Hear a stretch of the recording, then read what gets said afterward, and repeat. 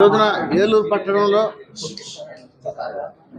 Press meet ఏర్పాటు చేయడంలో ముఖ్య ఉద్దేశం ఏంటంటే ఈ నెల 19వ తారీఖున విజయవాడ నడిబొడ్డులో స్వరాజ్ మైదానంలో విశ్వజ్ఞాని భారత రాజ్యాంగ నిర్మాత డాక్టర్ బిఆర్ అంబేద్కర్ గారి విగ్రహం 125 అడుగుల ఎత్తైన విగ్రహం హోమ్ 80 అంటే మొత్తం 205 అడుగుల ఎత్తు విగ్రహాన్ని విజయవాడ నడిబొడ్డులో business centre and political capital అయినటువంటి విజయవాడలో ఏర్పాటు గౌరవ ముఖ్యమంత్రి జగన్మోహన్ రెడ్డి గారు ఆవిష్కరిస్తున్నారు.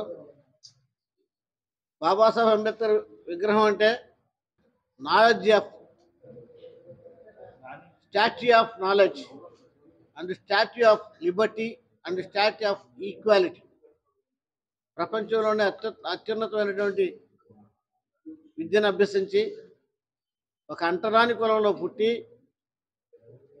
కుల వివక్షతో నిండిన ఈ సమాజాన్ని, వర్ణ వివక్షతో నిండిన ఈ సమాజాన్ని విద్య ద్వారా అసమానతలు తొలగించి ఒక అంటరాని వాడు నువ్వు బడిలోకి రావద్దంటే ఆయన పడిన అవమానాలు ఛాలెంజ్గా తీసుకుని పట్టుదలతో చదివి భారతదేశానికి అద్భుతమైనటువంటి అతి గొప్ప రాజ్యాంగాన్ని అందించినటువంటి మహోన్నతమైన వ్యక్తి.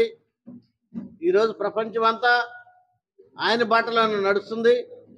అటువంటి మహోన్నతమైన వ్యక్తి విగ్రహాన్ని మరి గౌరవ ముఖ్యమంత్రి వర్యులు జగన్మోహన్ రెడ్డి గారు విజయవాడ నడిబొడ్డులు అంటే 2,000 కోట్ల రూపాయలు విలువ చేసే స్థలంలో 400 కోట్ల రూపాయలు ఖర్చు పెట్టి మల్టీపర్పస్ థియేటర్ అంటే 3,000 మంది కూర్చునే మల్టీపర్పస్ హాల్ని, 2,000 మంది కూర్చునే ఓపెన్ థియేటర్ని, బుద్ధిస్టు మాంగులు వచ్చి ధ్యానం చేసుకుంటాం మరో సపరేట్ హాల్ని, అన్ని వసతులు కలిపినటువంటి ఒక అద్భుతమైన కట్టడాన్ని, భారతదేశం గర్వించదగ్గ ఒక కట్టడాన్ని రాబోయే కాలంలో విజయవాడ నగరం బాబాసాహెబ్ అంబేద్కర్ విగ్రహం వలన ప్రపంచ పర్యాటక కేంద్రం కాబోతుంది.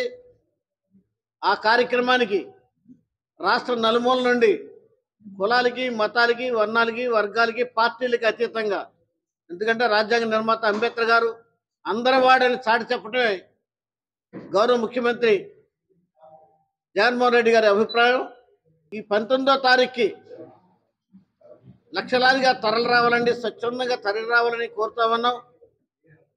ప్రతి వాళ్ళ చేతుల్లో సెల్ ఫోన్లోని వాట్సాప్ ద్వారా, మెసెంజర్స్ ద్వారా, ఫేస్బుక్ ద్వారా, ఇన్స్టాగ్రామ్ ద్వారా ప్రతి వ్యక్తి మీరు ఈ విషయాన్ని పంపించి స్వచ్ఛందంగా లక్షలాది మంది వచ్చి రేపు ఆ కార్యక్రమాన్ని విజయవంతం చేయవలసిందిగా కోరుతూ, ఇటువంటి అద్భుతమైన కార్యక్రమాన్ని, మహోన్నతమైన కార్యక్రమాన్ని జగన్మోహన్ రెడ్డి గారు ప్రతిష్టాత్మకమైన కార్యక్రమంగా తీసుకుని ప్రభుత్వ పరంగా చేస్తున్నందుకు మా జాతుల తరపున, ఈ రాష్ట్రంలో ఉన్నటువంటి దేశంలో ఉన్న ప్రతి మానవతావాది తరపున జగన్మోహన్ రెడ్డి గారికి కృతజ్ఞతలు తెలియజేస్తా ఉన్నాను. వర్ధిల్లాలి అంబేద్కర్ ఆలోచన విధానం, వర్ధిల్లాలి భారత రాజ్యాంగం.